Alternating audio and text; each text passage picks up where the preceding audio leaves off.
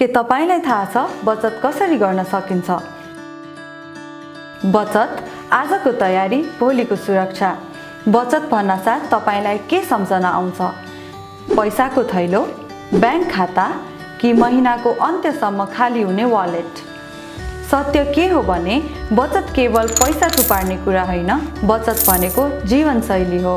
हामी धेरै जसो सोच्दछौँ धेरै आम्दानी भएपछि बचत गर्छु, तर याद गर्नुहोस् बचत आम्दानीले होइन बानीले सुरु हुन्छ। छोटो आम्दानीबाट पनि सुरु गर्न सकिन्छ। महिना सुरु हुँदा सबैभन्दा पहिले कम्तीमा 15 देखि 20% आम्दानी बचत गर्न छुट्याउनुहोस्। त्यसपछि मात्र अन्य खर्चको योजना बनाउनुहोस्।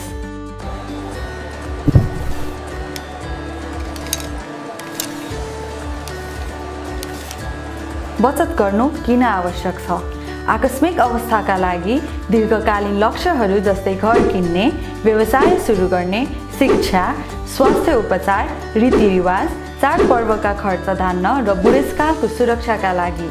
जसरी पानीका थोपा थोपा जमेर सागर बन्छ, त्यसरी नै सानो सानो रकम जमाएर ठुलो फन्ड बन्न सक्छ।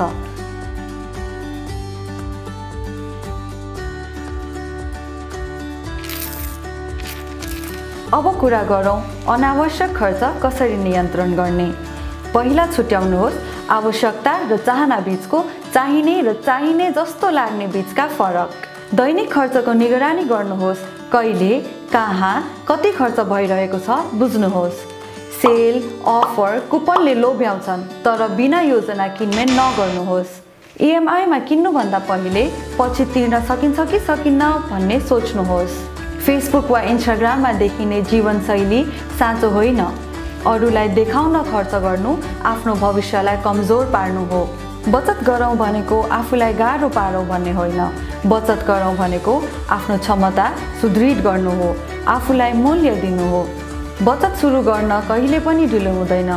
आजैबाट एउटा सानो पाइला सारौँ, आफ्नै लागि, आफ्नाका लागि। बचतले आज तपाईलाई सोच्न सिकाउँछ र भोलिको जीवनमा निश्चिन्तता ल्याउँछ। बचत गर्ने बानी बसालौँ, जीवन सजाऔँ।